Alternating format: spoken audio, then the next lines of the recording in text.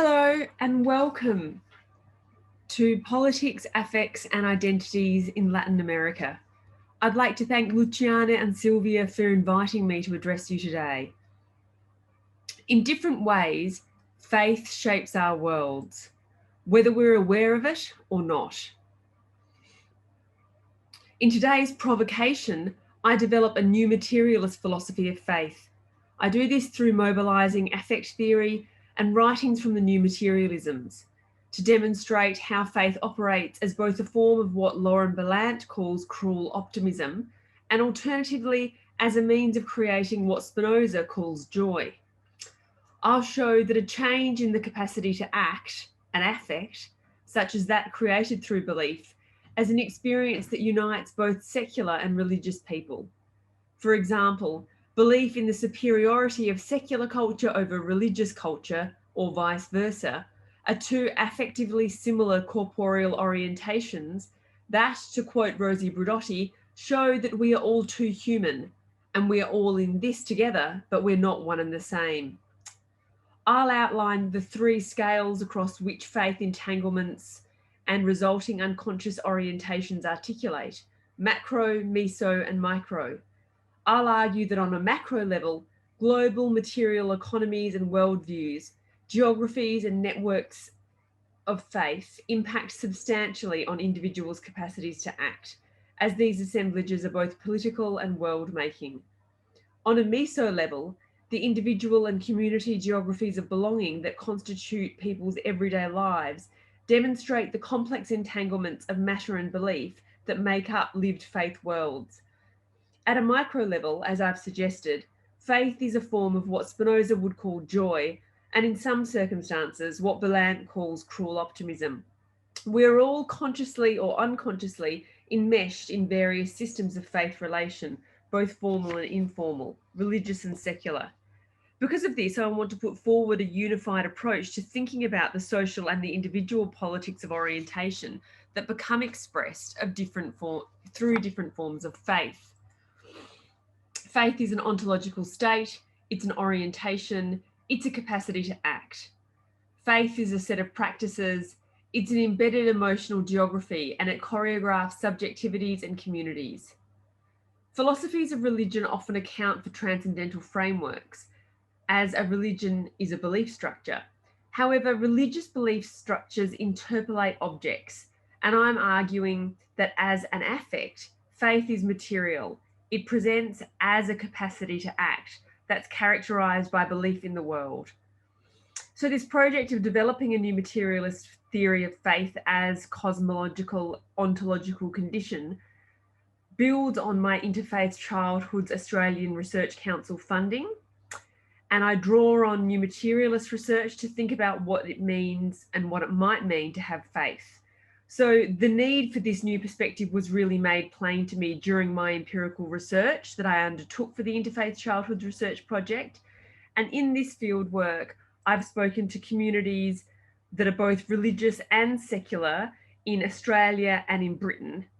All the people I've spoken to, I would argue, have faith. For some of these research participants, faith begins with a god or with gods, although for many others it doesn't. For some of my research participants, faith is about connectedness to community, connectedness to family, to values, to places, and to rituals. Faith is a way of being a person, and faith is a way of belonging to a community. It's a capacity to act or a set of embodied orientations. Sometimes these orientations limit capacities to act. So I'm going to speak briefly about questions of scale. Faith moves in and out of three scales across which material entanglements and unconscious orientations articulate: macro, meso, and micro. Both implicitly and explicitly, I argue that on a macro level, geographies and networks of faith, material economies and worldviews impact substantively upon an individual's capacity to act. Geographies and material economies of faith are both political and world-making. For example, where people are born influences the religion or belief system into which they are born, as do the economic and material conditions into which they are born. War, economies, and associated employment are global events, flows, and assemblages that impact on the creation and spread of flows of religious and secular faiths. On a meso level, educational systems and family are structures that bridge the global and the personal, and which can reinforce religious faith, teach different forms of religious faith, or question religious faith. And all of these undoubtedly impact on the way that faith systems are constructed and maintained. On a meso level, the individual and community geographies of belonging that constitute people's everyday lives demonstrate the complex entanglements of matter and belief that make up lived faith worlds. At a micro level, as I will go on to explore in detail, faith is both what Spinoza would call joy and what Ballant calls cruel optimism. Education and biographic experience orient people towards faith systems, whether they're religious or secular. And responding to this from a micro perspective, we can see that faith is material assemblages of affective attachments. So I'd like to speak a bit about faith as an embodied affect. Having faith can increase or alternatively decrease a body's capacity to act. Value judgments about faith can stop a person from connecting with another person, can cause rejection, and create what Barrard might call a sharp edge. Faith can also provide a capacity to reach out to others, to be there for others, to keep going. Many people in my research tell stories about moving across worlds, about living through wars, about surviving change and separation from family, and their stories make clear that faith can sustain people through very difficult times. Faith can give bodies the capacity to keep going. Faith can also generate embodied limits. For example, I was told that I was going to hell for believing that all religions are equal by an angry Christian minister's secretary in a very conservative outer Western Sydney suburb. On some level, I feel like I'm still emotionally recovering from this pronouncement. As such, faith can be thought of a way of affecting bodies, both incapacitating bodies and building their capacity, enabling and disabling. In a manner that creates affect, faith aligns subjects to experiences. Subjects experience a moment in which the mind is assailed by an emotion and the body is affected at the same time as a modification, whereby the power of acting is increased or diminished. Following Spinoza's lead, Deleuze and Guattari argue that affect refers to a change in bodily capacity. The body to which Deleuze refers is not necessarily human. It's a degree of power that's held within any given assemblage or mixture. Faith creates affects in the respect that it extends or decreases the limits of what a body or a given assemblage or mixture can do. An affect then is the margin or the change in capacity, a material and or a conceptual block that articulates an increase or a decrease in a body's capacity to act.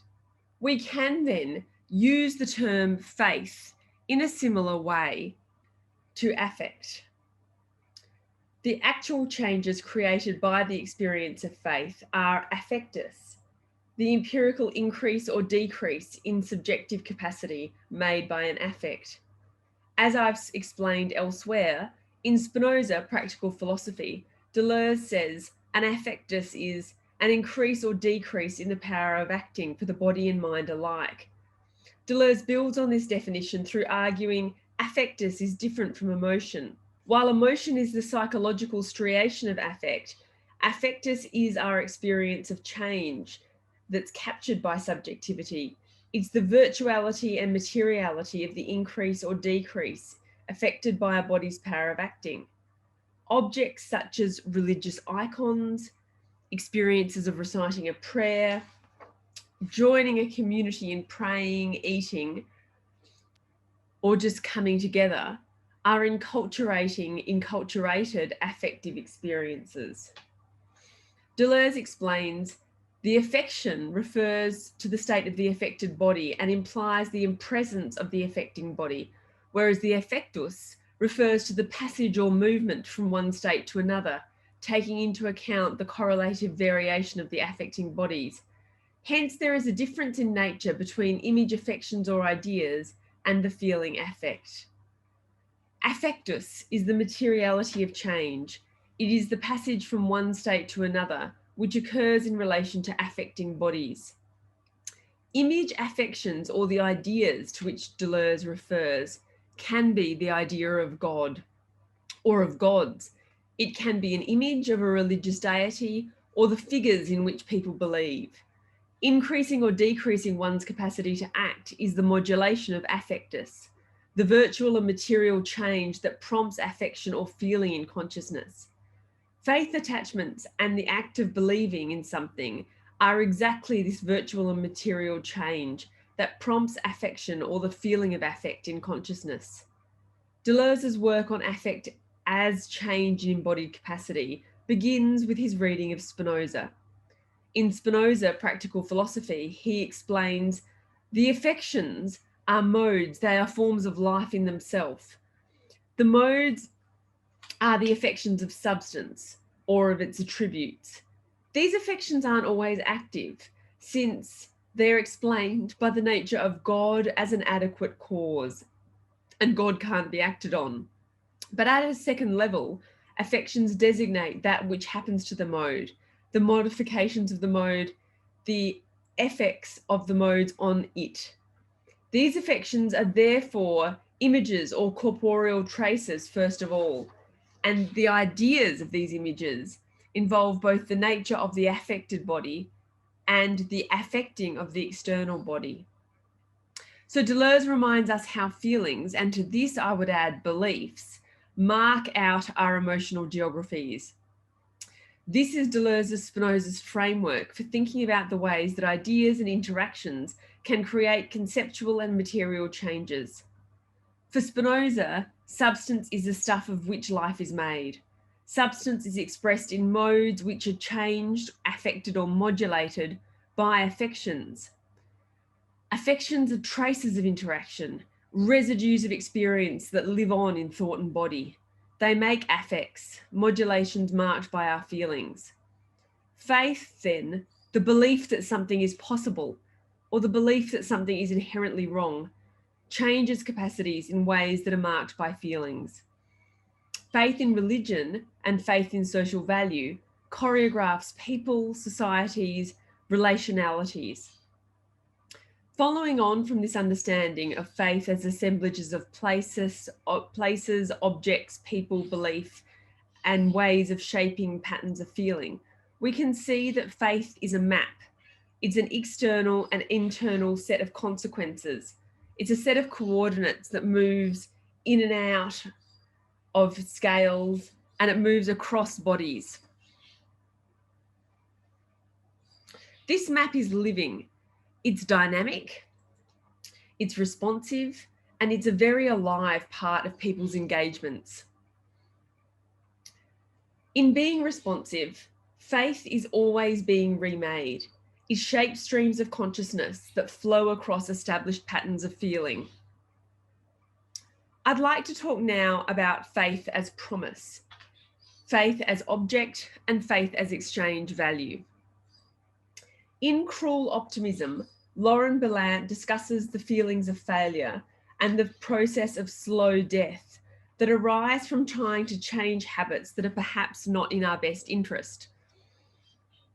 I want to explore some of Bellant's astute observations about unrealized and impossible desire in a very different context, not in relation to people trying to change when social, biological, economic, and institutional structures prevent the possibility of change, but in relation to religious faith as a form of cruel optimism. In such instances, religious faith can demonstrate what Bellant talks about as the cruelty of optimism revealed to people without control over the material conditions of their lives. Bellant examines unfulfillable promises, often embedded in objects of desire, as being one example of cruel optimism. She also discusses the promise of exchange value as another form of cruel optimism. And each of these ways of thinking offers some insights into faith experiences. So I'd like to talk about faith objects. In some contexts, objects of religious faith operate as a form of cruel optimism in which proximity to the religious object means proximity to a cluster of things that the object promises. Faith in religion can be, depending on its configuration, lead to belief in a cluster of promises that are embedded either in a person, in a thing, in an institution, in a text, or in a norm. And this isn't necessarily a bad thing, but as I have shown in the discussion above, when an idea and a practice come together, or when intuition and reason meet, as Spinoza would say, it can be a joyful and sustaining experience, or it can decrease one's capacity to act. It can be either positive or negative, depending on the circumstance. Like all things, faith, either in medicine, faith in science, or religious faith, isn't always joyful and sustaining. It can also be negative. It can be a set of impossibilities, or it can be a set of refusals. For example, medicine can't cure all ills. Science alone can't stop climate change. And religious faith can be an endless deferral of pleasure, which may never come to fruition, but rather may act as pleasure deferral undertaken in relation to object attachment. Berlant explains that all attachments are optimistic. When we talk about an object of desire, we're really talking about a cluster of promises that we want someone or something to make us and make possible for us. All religions have faith objects, shrines to their elders and their ghosts, images or statues of deities, prayer beads, holy books, the crucifix, the prayer mat, the Kaaba. Attachments to objects related to religious faith are part of the practices of Orthodox and non-Orthodox religious peoples in ways that facilitate attachments to fantasy. Berlant explains, so many of the normative and singular objects made available for investing in the world are themselves threats both to the energy and the fantasy of ongoingness. Namely, that people and collectives face daily the cruelty not just of potentially relinquishing their dream objects or changing their lives, but of losing the blinding fantasy itself that has allowed what's potentially there in risky domains of the as yet untested and unlived life. Attachments to such faith objects and associated fantasies are, in some instances, more powerful than attachments to one's immediate surrounds. And proximity to the object then means proximities to a cluster of things that the object promises. And so I'm going to draw on an example from my fieldwork in further explaining this concept. And before I do, I want to say that this is linked to an idea of prayer as exchange value, because Berlant also writes about cruel optimism as the possibility of exchange value, the kinds of intersubjective relationships that are cultivated through entertaining and voicing attachments to promises that are yet to materialize. She examines the performance of investment as a possible exchange value.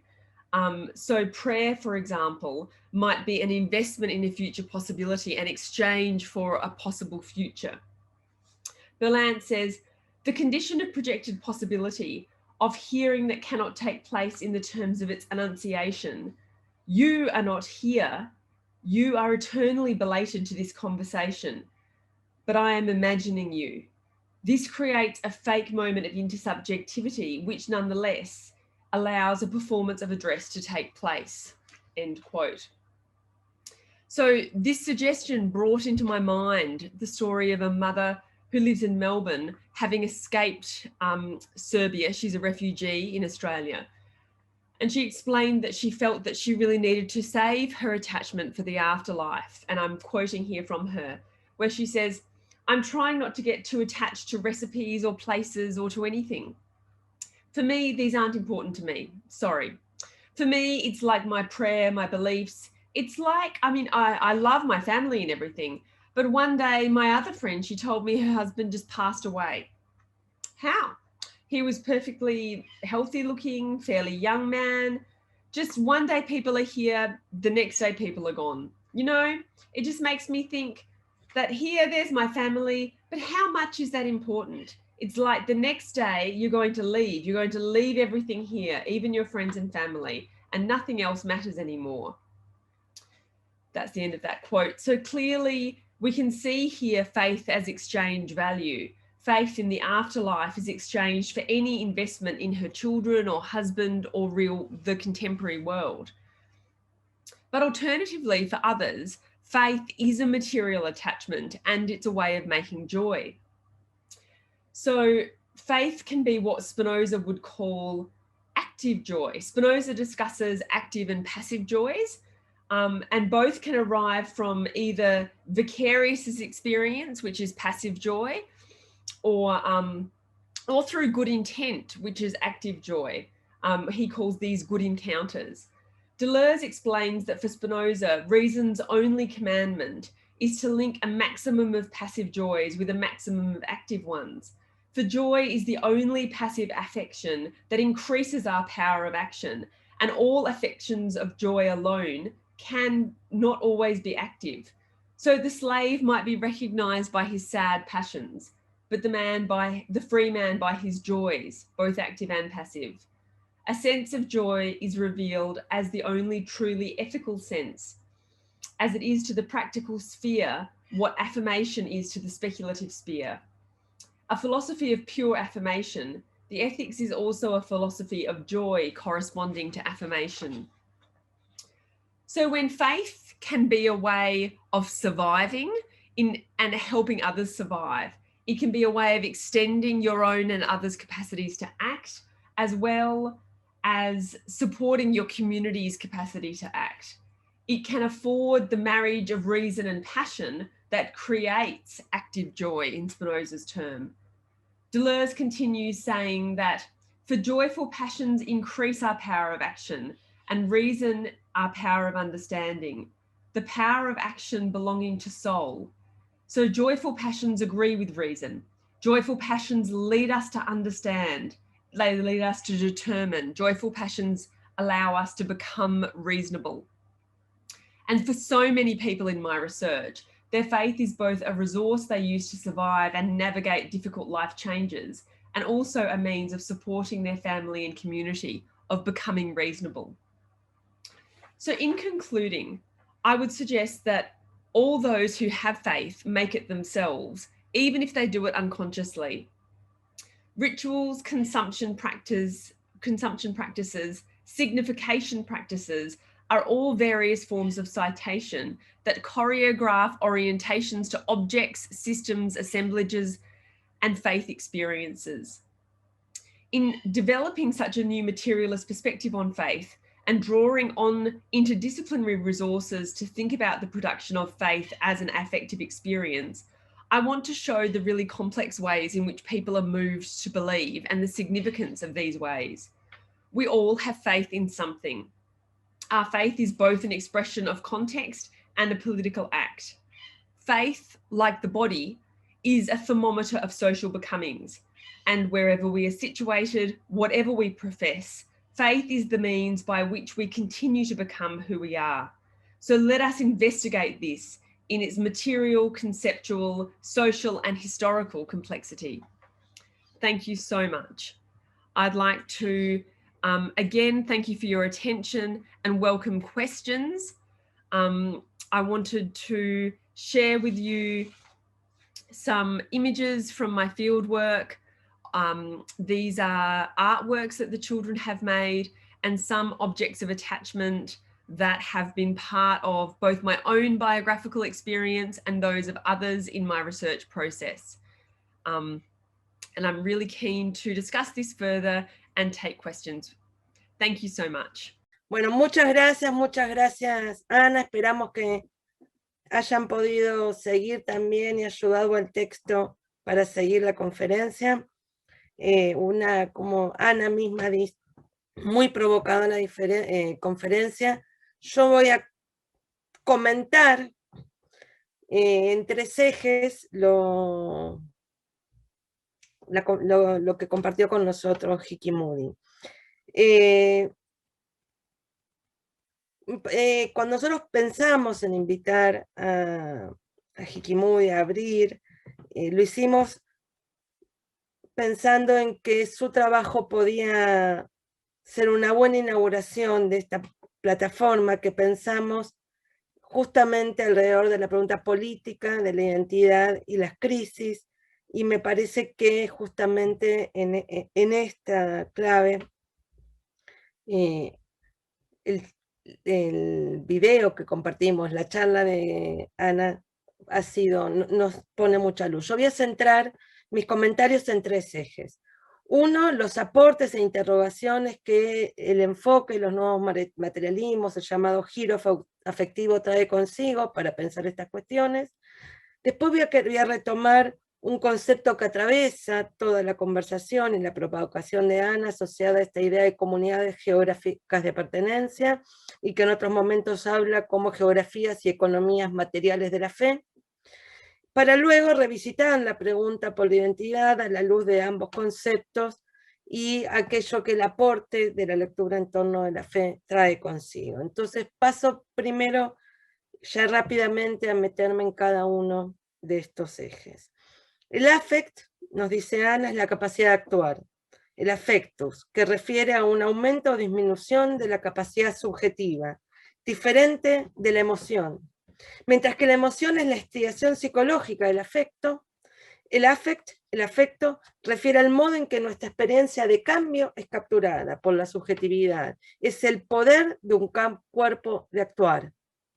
Las emociones nos llevan a lo estriado, a lo canalado, a aquello que se marcó. El affectus refiere a una experiencia, a un pasaje.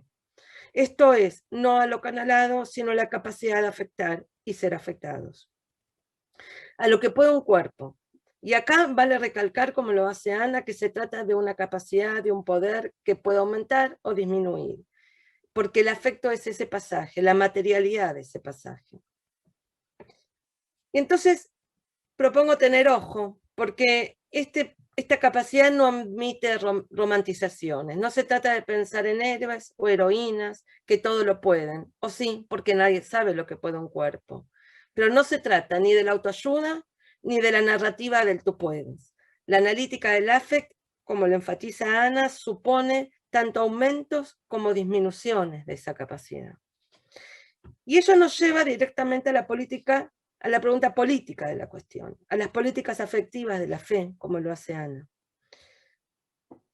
Y ella misma refiere a cuando fue incriminada por proponerle la equivalencia de toda fe, incluso las religiosas y las seculares. En esas escalas nos lleva a pensar el desempleo, las guerras como cuestiones globales, pero también ese afectar en las otras escalas. De modo que señala, se trata de un mapa vivo, comprender ese mapa vivo, donde la fe, en tanto que acto de creencia, alinea a los sujetos con la experiencia. La mente es asaltada por la emoción, cita de Spinoza. El cuerpo es afectado y aumenta el poder de acción o disminuye. Los cuadros que muestra componen y se componen en ese mapa, y se hacen en esas escalas, entre ellas. La fe es material, señala Hickey-Moody, y en el fondo del Zoom sus palabras dialogan, hablan con el dibujo de un niño, donde prevalecen iglesias y aviones. La fe, ensamble de lugares, objetos, personas. Sería muy bueno escuchar a Ana contarnos un poco más sobre ello. Un borde afilado, retoma de Barad. El affect nos ubica entre lo humano y lo no humano. Y aquí solo quiero hacer mención rápida, pero también como provocación para discutir, para señalar lo que esta perspectiva trae consigo, por ejemplo, para analizar la cuestión ambiental y sus afecciones, múltiples en las vidas diarias de nuestras comunidades, como la de las mujeres y en los barrios que viven las mujeres que hicieron el video anterior. En un ratito algo voy a plantear sobre eso. Desafío de nuestro hacer investigación, de los mapear, valga la redundancia, mapear mapas vivos. Y paso directo al segundo eje, que refiere a esa idea de comunidades geográficas de pertenencia, que dice Ana, constituyen nuestras vidas cotidianas, hacen nuestras vidas cotidianas. Fe La fe, o el problema de la fe de los nuevos materialismos, supone un estatuto ontológico, una orientación, una capacidad de actuar. Un cúmulo de prácticas que funcionan como geografías emocionales, encarnadas, que coreografían subjetividades y comunidades. Todo eso habló Ana hace un ratito. El video de presentación de esta plataforma de CALAS que vimos al inicio nos ubica entre ambas cuestiones, el eje en la comunidad, mientras narra, aparecen biografías, geografías migrantes. En este caso no son aviones lo que vemos, pero sí una geografía que nos evoca viajes. Un taller de telar realizado con mujeres en asentamientos precarios muy cerca de nuestro campus, profundamente urbano, que se materializa como mapa vivo. Evoca esas subjetividades, comunidades en una escala múltiple. En los cuadros que compartía Ana vemos un árbol de familia. Yo necesitaba un lugar de pertenencia, dice Inés en el video. Vamos a hacer un puente siempre, afirma Mónica, y nos lleva a las palabras de Ana, a esas comunidades geográficas de pertenencia. ¿Por qué coreografiar? A riesgo. Funcionan como ese mapa vivo, son un mapa vivo. Es un concepto que contiene una especial fuerza. La fe, religioso secular, coreografía gente, sociedades, relaciones. Dibuja determinados recorridos. Ensamble de lugar, objeto, personas. ¿De qué hablan las mujeres? Como los cuadros que mostraba Ana de crisis globales, de puentes. Aquí la comunidad se vuelve clave. De biografías. Dibujan paisajes que recuerdan el recorrido del mapa, el viaje. Si ustedes recuerdan en el video había montañas. Y nosotros vivimos en llanuras. Y también aparecen ollas populares. Nos recuerdan el tiempo que vivimos y cómo lo vivimos. Nuevamente las escalas de lo que puede un cuerpo. Las ollas nos recuerdan al COVID, a las crisis y a las respuestas a las crisis que ocurren en esas comunidades geográficas de pertenencia. Un mapa vivo, el pasaje. Un estado a otro estado, que remite de modo dinámico a límites y bordes, a las relaciones y compromisos de las personas en y con sus contextos, a cómo somos afectados, cómo afectamos. La pregunta por la identidad en este viaje estalla y vuelve revitalizada. Escalas, geografías y economías materiales de fe, políticas hacedoras de mundo, guerras, desplazamientos, más o menos forzados, desempleo, etc. Son eventos tan globales como subjetivos. Cómo las personas viven esa necesidad de migrar, ese forzarse a migrar. Acá se nos abre enormemente la cuestión para poner en diálogo otro de los términos que hace esta plataforma de CALAS, que es la pregunta por la crisis y la identidad, por ese atravesar las crisis, los pasajes. Esa materialidad geográfica que involucra la fe, esa comunidad, una comunidad geográfica que hace nuestra cotidianidad y que muchas veces la solemos nombrar con el término territorio. Cómo los sentimientos y creencias demarcan geografías emocionales y agregaría viceversa. Cómo esas materialidades geográficas producen, nos hacen parte, nos apegan, nos demarcan y excluyen también. Nuevamente, a través de estas producciones podemos retomar estos ejes, estas escalas para una comprensión crítica de nuestra presente, de aquello que parece haberse vuelto una crisis eterna. Y ahora sí paso al tercer punto de mis comentarios. Esa idea de la identidad, la fe, quisiera resaltar la idea esa de la promesa, y esa promesa que nos mantiene en movimiento. Dice Ana, keep people going. Mantenerse en viaje, mantenerse yendo, insistiendo, como en esos aviones del dibujo, pero también los límites del cuerpo. No todas las religiones son lo mismo, le dicen a Ana, no toda la fe o creencias son lo mismo. ¿Cómo se distribuye esa capacidad? ¿Qué nos toca aceptar en estas políticas? O más bien en la disputa de las políticas de la fe. Habla de valores de cambio, de optimismo cruel, pero también de alegría. Gocen, se juegan todas sus cartas allí. ¿Qué significa tener fe? Es una capacidad de actuar, un cúmulo de orientaciones encarnadas, tanto las religiosas como las seculares. ¿Ir a la escuela sería parte de esa fe? ¿Dónde radica lo cruel? Y Ana contesta, retomando a Berland. Personas sin control sobre las condiciones materiales de su vida, un conjunto de imposibilidades o rechazos. La medicina, retomando a Berland, dice Ana, no lo cura todo, y agregaríamos la fe no siempre mueve montañas. Ana se mueve entre esas promesas, entre esos objetos, en esos dibujos, para pensar los objetos, ese cúmulo de objetos, las promesas y las promesas que ellos portan. Pongo otra escena de campo, donde hace muy poco una muy querida exalumna de una de las escuelas de esos mismos asentamientos precarios de los que habla el video, me decía que se sentía frustrada, porque ella había puesto todo para estudiar, y lo poco que estaba logrando. Sin embargo, mientras ella hablaba de ese cruel optimismo, decía, ella lo hacía narrando cómo seguía buscando inscribirse para seguir estudiando.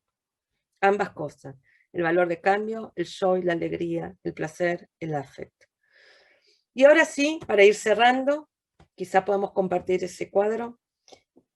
Como modo de asumir el desafío a la invitación de Ana, quiero cerrar compartiendo parte también de un pequeño trabajo que hemos hecho en la UNSAM, entre varias unidades académicas, como un modo de encontrarnos con esos objetos, esas promesas y sin duda con la fe que ella recuerda. A la izquierda ustedes ven lo que es un cuadro original, el cuadro original, aquí, que se llama Sin pan y sin trabajo, que fue presentado en Buenos Aires a fines del siglo XIX y marca y se volvió un cuadro emblemático de lo que son las protestas, las luchas sociales y las condiciones de pobreza en nuestro país. Nosotros, en el marco de una actividad de lo onomástico de este pintor, como parte de una actividad que hizo la UNSAM, invitamos a estudiantes a intervenir este cuadro.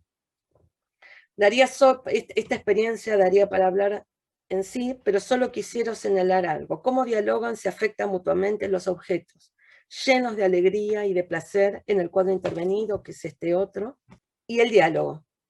Ahí hay unos dibujitos, un diálogo tipo cómic, que dicen, ¿en qué estás pensando, viejo?, le dice la mujer. Y él le contesta, en nuestra pobreza. El cuerpo afectado, activo, con ese puño. Llenos de objetos, corazones, guirnaldas, gorras, color. Una ventana que muestra una escena rural, como en el cuadro, los aviones, en el video, el paisaje de montañas, y la señal de una calle, nombre de un barrio, identidad, Carcova. Ensambla la actualidad urbana en el paisaje rural. Ese paisaje nos recuerda nuevamente ese viaje. Y entonces cierro. ¿Cómo dialogan esas escalas globales, esas experiencias, esas biografías migrantes entre latitudes y longitudes? ¿Cómo esos diálogos y también esas prácticas de investigación nos ayudan a comprender, a visibilizar, poner en diálogo, hablar, hacer hablar, nos enseñan? Pero como nuevamente decía Inés en el video, porque como decía Inés en el video, todos tenemos una historia y nos gusta compartirla. Qué bueno sería escuchar entonces un poco más a Ana hablando sobre esto y su enorme trabajo con estos métodos creativos. Muchas gracias, Ana, muchas gracias a todos por estar, y ya abrimos con estos comentarios que también buscan continuar esa provocación al diálogo con Ana, y retomamos desde el YouTube o desde aquí mismo comentarios, preguntas que Ana, para conversar con Ana, que iremos ahí sí haciendo una rápida traducción. Gracias a todos, a todas, todes.